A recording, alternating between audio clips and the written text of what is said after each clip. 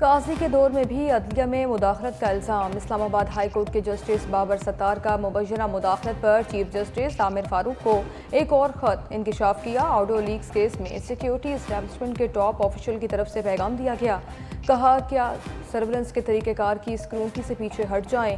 Justice Babar ستار نے لکھا کہ میں نے اس طرح کے دھمکی آمیز حربے پر کوئی توجہ نہیں دی۔ میں نے یہ نہیں سمجھا کہ اس طرح کے پیغامات سے انصاف کے عمل کو کافی نقصان پہنچنے کا خطرہ ہے۔ ذرائع کے مطابق خط میں لکھا گیا کہ آڈیو لیکس کیس میں خفیہ اور تحقیقاتی اداروں کو عدالت نے نوٹس کیے۔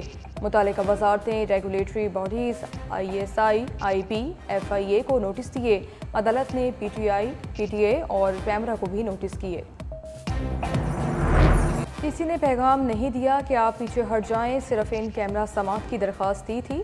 جسٹس بابر ستار کے خط پر حکومتی دفاعی پوزیشن پر آ گئی۔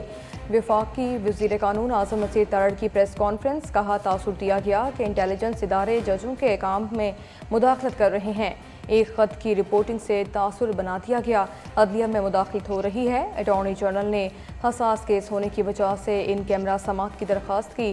6 ججز کے کیس میں کمیشن اس لیے بنایا تھا کہ دودھ کا دودھ پانی کا پانی ہو جائے۔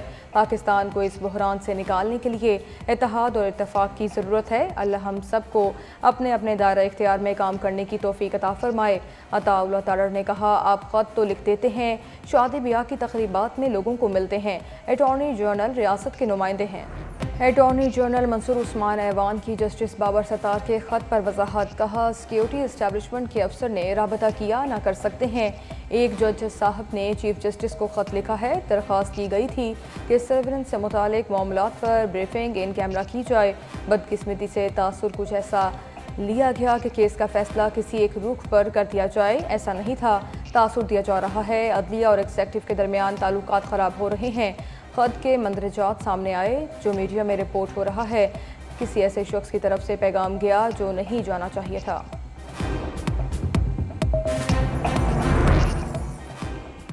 جج سے اپروچ کی کوشش بھی توہین عدالت ہے۔ جسٹس محسن اختر کیانی کے ریمارکس۔ اسلام آباد ہائی کورٹ میں جسٹس بابر ستار کے خلاف سوشل میڈیا مہم پر توہین عدالت کی کارروائی۔ جسٹس محسن اختر کیانی نے کہا سب اداروں سے رپورٹ منگوائیں گے۔ IB، ISI، MI، PTA کا کردار دیکھنا چاہیے۔ دوبارہ کسی کو ایسی جرات نہ ہو۔ حاضر سروس جج کی معلومات کوئی عام بندہ نہیں نکال سکتا۔ ذاتی معاملات یا تو سرکاری اداروں سے ہیک ہوتے ہیں یا کوئی ادارہ دیتا ہے۔ ISI، FIA، IP، PTA، attorney general office, anchors اور پیمرا کو نوٹس جاری۔ پیمرا کو انٹرویو کا اسکرپٹ پیش کرنے کا حکم۔ سماعت 2 ہفتے تک ملتوی۔ نیب ترامیم کیس میں بانی PTI کو ویڈیو لنک پر پیش ہونے کی اجازت، دلائل بھی دے سکیں گے۔ چیف جسٹس قاضی فائز عیسیٰ کا اٹارنی جنرل کو ویڈیو لنک پر پیشی یقینی بنانے کا حکم۔ ریمارکس دیے یہ بڑی عجیب صورتحال ہے کہ درخواست گزار کی نمائندگی ہی نہیں۔ جسٹس اطہر من اللہ نے کہا ہم بانی PTI کو پیش ہونے کے حق سے کیسے روک سکتے ہیں؟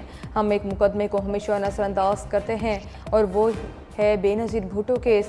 اس مقدمے کی روح سے وفاقی حکومت کی اپیل ناقابل سماعت ہے۔ چیف جسٹس کا خواجہ حارث کو عدالت کی معاونت کے لیے نوٹس۔ حکم نامے میں لکھا خواجہ حارث فیس دینا چاہیں تو عدالت مناسب احکامات جاری کرے گی۔ KP حکومت کے علاوہ تمام صوبائی حکومتوں کے ایڈوکیٹ جنرلز کو نوٹس جاری۔ سماعت 16 مئی تک ملتوی۔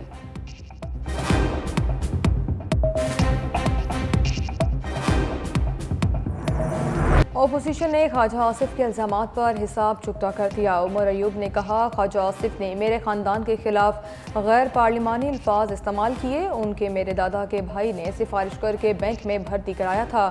ریحانہ ڈار سے ہار کر فارم 47 پر ایوان میں آئے۔ بیرسٹر گوہر بولے سپریم کورٹ پر حملہ کرنے والے آپ تھے، میمو گیٹ والے بھی آپ ہی تھے۔ خواجہ آصف تو واقع والے ہیں، کل دبئی میں جا کر کام کریں گے۔ تاریخ میں ایسی حکومت بن چکی ہے جسے عوام تسلیم نہیں کرتے۔ اسد کیسر نے کہا ہم کسی کی زور زبردستی نہیں مانتے۔ خواجہ آصف نے میری غیر موجودگی میں میرے خلاف بات کی۔ وزیر دفاع کو اسپیکر کے عہدے کا خیال رکھنا چاہیے تھا۔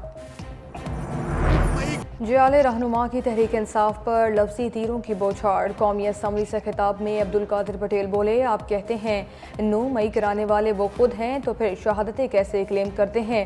شہادتیں تو ان کی ہونی چاہیے تھیں۔ تحریک انصاف کو مفاہمت کا سبق بھی دے دیا۔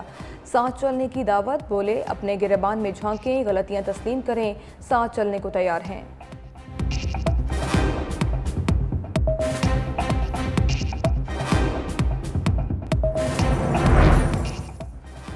دبئی پراپرٹی لیکس ترجمان بلاول بھٹو نے تمام ملکی اور غیر ملکی اثاثے الیکشن کمیشن اور ایف پی آر میں ڈکلیئر قرار دے دیے۔ کہا پوری دنیا واقف ہے کہ بلاول بھٹو زرداری اور آصفہ بھٹو زرداری نے جلا وطنی میں پرورش پائی۔ شہید محترمہ بے نظیر بھٹو کی شہادت کے بعد دبئی کی املاک ان کی اولاد کو وراثت میں ملی۔ موجودہ خبر میں کچھ نیا ہے نہ غیر قانونی ہے، بدنیتی پر مبنی کسی بھی کارروائی کو متعلقہ فارمز پر چیلنج کیا جائے گا۔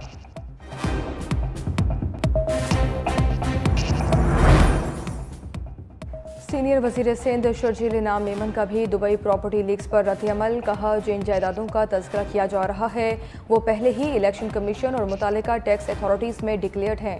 ہر سال اثاثہ جات اور جائیداد کی ڈکلیریشن میں تفصیلات جمع کراتے ہیں۔ یہ کوئی نئی بات نہیں، پہلے سے سب کچھ عوام کے علم میں ہے۔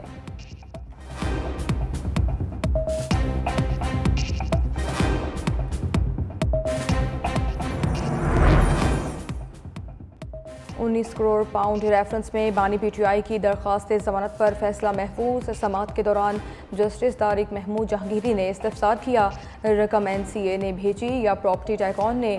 صرف وہ بات کریں جس کے آپ کے پاس شواہد موجود ہوں۔ چیف جسٹس عامر فاروق نے امجد پرویز سے کہا، آپ کے پاس دستاویزات ہیں تو دے دیں، بتائیں زمین کہاں ہے، کس کے نام پر ٹرانسفر ہوئی؟ ایڈوکیٹ لطیف کھوسہ نے جواب دیا، نیب کے گواہ نے تسلیم کیا کہ بانی پی ٹی آئی کے دستخط کہیں موجود نہیں، کوئی رقم بانی پی ٹی آئی یا بشرا بی بی کے اکاؤنٹ میں نہیں گئی۔ اس کے بعد کیس میں کیا باقی رہ جاتا ہے؟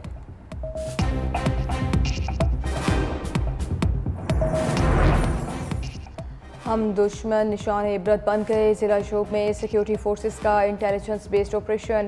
آئی ایس پی آر کے مطابق فائرنگ کے تبادلے میں 3 دہشت گرد ہلاک، قبضے سے اسلحہ، گولہ بارود اور دھماکہ خیز مواد برآمد۔ شدید فائرنگ کے تبادلے میں میجر بابر خان بہادری سے لڑتے ہوئے شہید۔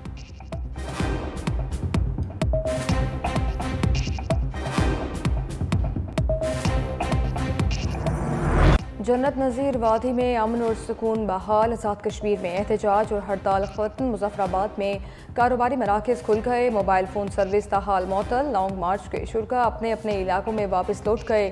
عوامی ایکشن کمیٹی کی اپیل پر یوم سوگ منایا گیا۔ احتجاج کے دوران جاں بحق ہونے والے 3 افراد کی نماز جنازہ ادا۔ وزیر اطلاعات عطاء اللہ ترڑ اور وزیر امور کشمیر امیر مقام کی مشترکہ پریس کانفرنس۔ کہا حکومت نے بروقت ایکشن لے کر ملک کو بڑے سانحے سے بچا لیا۔ دشمن کے ساتھ ساتھ تحریک انتشار کے خواب بھی چکنا چور ہو گئے۔ بروقت فیصلہ سازی سے ہی بحرانوں کا خاتمہ کیا جا سکتا ہے۔ آزاد کشمیر کی تحریک متفقہ کوششوں سے ختم ہو چکی، انسانی جانوں کے ضیاع پر افسوس ہے۔ وزیر اعظم شہباز شریف کا وینا کا اجلاس سے خطاب۔ کہا احتجاجی تحریک شروع ہوئی تھی جس پر فوری فیصلے کیے، مظاہرین کے مطالبات سنے، متفقہ طور پر اس نتیجے پر پہنچے ہیں، ان کے مطالبات اور ضروریات پوری کریں۔ وفاقی حکومت نے 23 ارب روپے کی خطیر رقم کا اعلان کیا۔ بہن بھائیوں سے ملنے کے لیے جلد مظفر آباد جاؤں گا۔ وفاقی کابینہ نے مختلف ایجنڈا آئٹمز کی منظوری دے دی۔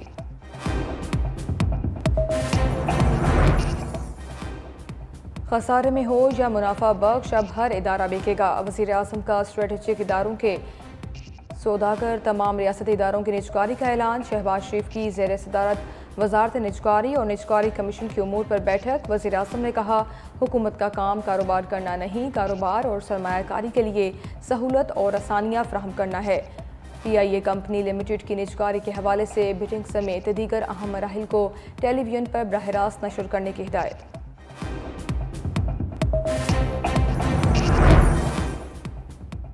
شیخ وقاص اکرم کے نام کا قرعہ نکل آیا۔ چیئرمین پی اے سی کے لیے نامزد سنی اتحاد کونسل کے صاحبزادہ حامد رضا نے اسپیکر قومی اسمبلی کو خط لکھ دیا۔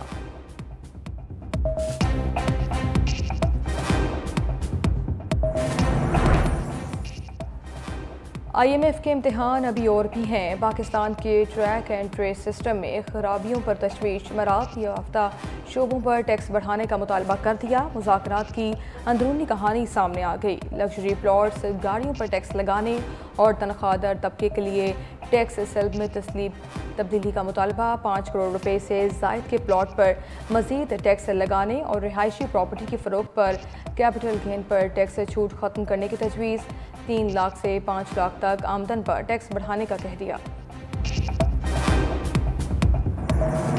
جون سے پہلے ہی گرمی کا ہائی پاور سلیوٹ میدانی علاقوں کا درجہ حرارت ایک بار پھر بڑھ گیا اندرون سندھ گرمی کے ڈیرے دادو میں پارہ 47 ڈگری کو چھو گیا جیکب آباد 45 سبی 44 بھاولپور 43 لاہور 40 کراچی 39 پشاور 38 اور اسلام آباد 37 ڈگری سینٹی گریڈ ریکارڈ شمالی مغربی بلوچستان میں گرج چمک کے ساتھ بارش کا امکان